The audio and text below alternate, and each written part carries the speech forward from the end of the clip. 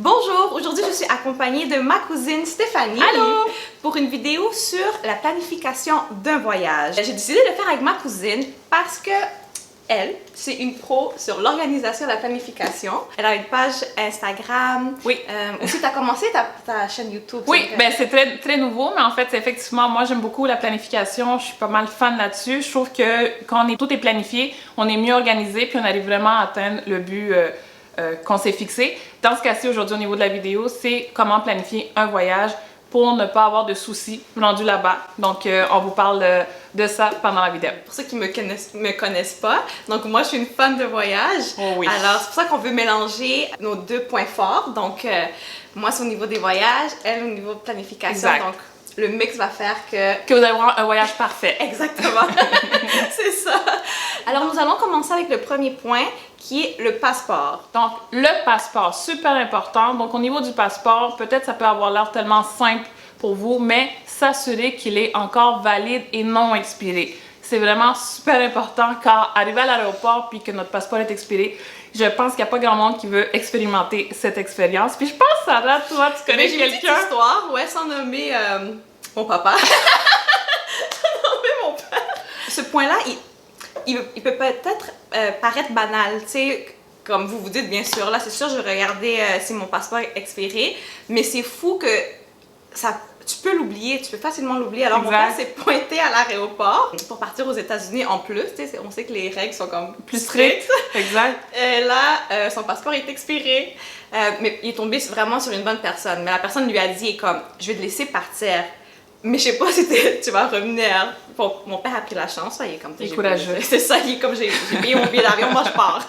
Donc, c'est quand même un point important parce que dans son cas, au père à Sarah, ben, ça a été quand même pas si compliqué parce qu'il a pu partir puis revenir, mais sinon, si on veut partir autre part puis qu'on a toute la famille qui est avec nous, puis là, la seule personne n'a pas le passeport. Donc, vraiment super important, surtout si vous n'êtes pas habitué à voyager régulièrement.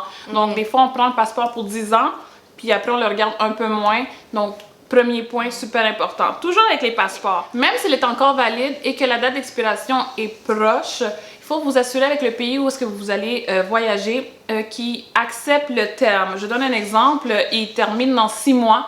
Votre passeport va être expiré dans 6 mois. Mais certains pays demandent vraiment qu'il soit encore plus long pour vous assurer que quand vous allez être là-bas, ben, qui ne va pas être expiré pendant votre séjour. Si vous partez du Canada, allez sur le site Passeport Canada, puis ils vous disent chaque pays, c'est quoi leur exigence. Exigence. Ça, c'est quand tu parles trop français, espagnol et tu mixes les deux. Là, on mélange les langues. C'est ça. Là, il va y avoir une vidéo en espagnol en passant, donc... Ouais, aussi. Donc, regardez les exigences de chaque pays parce que c'est ça. Ils vont vous demander que votre passeport soit encore valide pendant 6 mois ou 3 mois avant la date d'expiration. Bon. Et le dernier point pour ce qui est au niveau du passeport, c'est au niveau des visas. Certains pays vont vous demander non seulement votre passeport, mais en plus un visa. Donc à ce moment-là, vraiment toujours vous assurer où est-ce que vous voulez voyager, qui ne vous exige pas un visa pour ne pas avoir la surprise quand vous êtes rendu là-bas, qui vous demande un visa. Des pays, vous pouvez les faire directement là-bas, mais honnêtement, c'est tout le temps bien de partir vraiment assuré d'ici avec les documents nécessaires. Donc votre passeport avec la bonne date d'expiration et votre visa, tout dépend du pays que vous allez choisir. Là, pour le point numéro 2, oui. Là, c'est le billet d'avion, donc l'achat du billet d'avion. C'est l'experte. Premier point important, quand vous allez chercher sur l'ordinateur, sur Internet, mettre votre fenêtre Internet sur le mode incognito.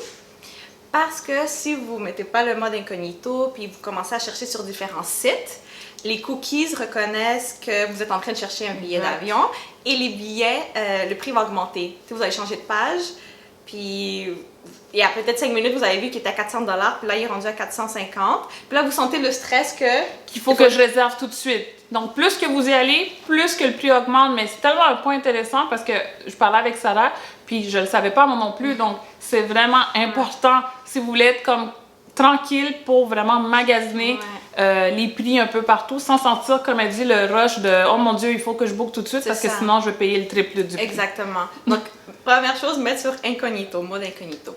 Ensuite, moi, je magasine beaucoup avec Google Flight ou Kayak. Ces deux sites, il y a le map Je sais pas si on le voit là, il y a le map du monde et vous pouvez voir les prix, quand vous mettez vos dates, les prix dans tous les pays. Ce serait combien si vous partez telle date dans tel pays? Donc, en fait, si je comprends bien, c'est que tu vois vraiment le map, puis tu vois le prix par rapport par chaque pays. au Ouais, pays. c'est ça, Ah! exactement. Tu sais que tu vas voir tous les petits prix, là. Ok, Puis plus ok. tu zoomes, t'étais Plus comme... que... OK, ah, Ouais, c'est tu cool. vois tout. Aussi, bon, moi, ma façon de voyager, je suis très flexible, dans le sens que Ouais. souvent, je suis comme, OK, je vais partir à pays A.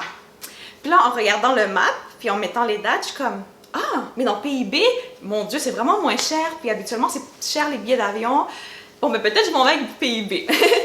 Mais si on a une date précise, par exemple, quand je suis allée au Salvador, au Guatemala... Ou qu'on a une semaine de vacances en particulier au travail. C'est ça, exactement. Tu sais, comme j'avais un mariage, donc c'était une Faut date... respecter, faut exact. respecter telle date. Il faut quand même être capable d'être flexible dans les dates qui sont proches de la date que vous êtes fixée. Donc, parce que souvent, peut-être juste partir la veille, c'est 100 $ de moins. Ouais. Donc, avoir Oui, cette ça, flexibilité. ça peut quand même faire une belle différence au niveau du prix du billet. Donc- Puis au niveau des sites, je pense que tu vas aussi les indiquer, hein? Oui, c'est ça, je vais les mettre. Principalement, c'est Google Flight là, que moi j'utilise, mais je vais quand même aller voir ailleurs parce que j'ai déjà magasiné par exemple avec l'application Hopper, que c'est une application canadienne si je ne me trompe pas. Une fois, j'ai magasiné avec eux parce que c'était le meilleur prix. Sinon, c'est ça, Kayak. Il y a aussi, même les compagnies aériennes, leur propre site. Des fois, c'est avec eux que je trouve le billet moins cher.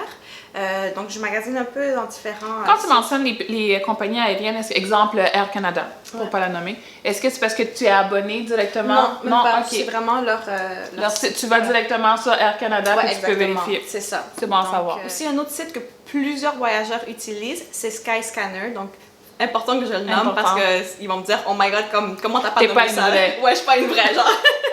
Donc, ça, c'est aussi un autre site que tu Ok. trouves des billets vraiment pas chers. OK. Aussi, bon, on a la chance d'être à Montréal puis avoir des amis de différents pays.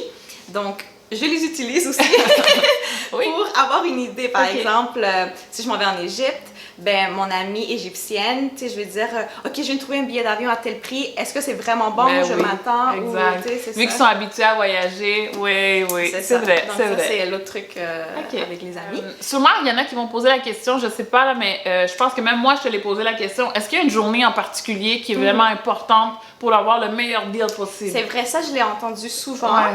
Là, je parle de mon expérience. Pour de vrai, autant j'ai trouvé des deals vraiment bons comme un dimanche matin OK. qu'un mardi soir. Donc, je sais pas à quel point c'est vrai. C'est une question de chance. C'est ça, c'est une question de chance parce que oui, beaucoup de monde va dire de magasiner un mardi ou un mercredi. c'est ça. Mais si on met sur le mode incognito, ben Ça c'est change ça pas. changerait. Ça devrait pas changer. Mais vous pouvez écrire vos commentaires tu sais, si vous avez remarqué que oui, telle date, c'est mieux Ouais. magasiner telle date. Mais par exemple, c'est vrai que de soir, j'ai plus de chance. Comme soir, tard la nuit. Très, très tard. OK. Exactement. Plus la nuit. Oui, puis j'avais écouté le terme billet fantôme, que je comprenais pas c'est quoi les billets OK, fantômes, ouais. c'est ça. Billet fantôme? Puis j'ai eu une expérience de billet fantôme, donc c'est quand je suis allée au Brésil, pendant la journée, ben, je regardais les prix, puis avec la compagnie Copa Airlines, ça allait me coûter 880. OK. Puis- Ça, c'est que tu allé directement sur le site régulier. C'est ça, Ok. sur Google Flight. Là, j'étais, je suis au travail, puis je suis allée. Moi, je vais au travail. Puis là. Personne fait ça. Ouais, c'est ça. Puis, je sais pas pourquoi, mais il me manquait quelque chose pour compléter Ok. comme mon billet. Alors, je dis, je vais regarder plus tard. Puis, je pense vers 9h chez nous, je regarde. Puis là, il y a un billet de American Airlines Ok. qui n'avait pas Qui apparu apparaissait du tout. pas? Qui Ok. apparaissait pas pendant les jours que j'avais comme regardé dernièrement.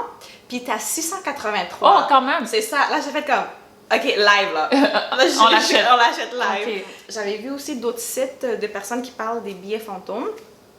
Eux aussi ont vécu cette expérience des billets, genre, moitié prix, mais ils apparaissent pas toute la journée, comme c'est des moments qui vont comme Qui vont apparaître dans la journée. disparaître. Ouais. Est-ce qu'avec le billet fantôme aussi, tu peux sélectionner tes dates, puis ils vont apparaître, ou c'est vraiment une date, puis on n'a pas le choix de la prendre, là?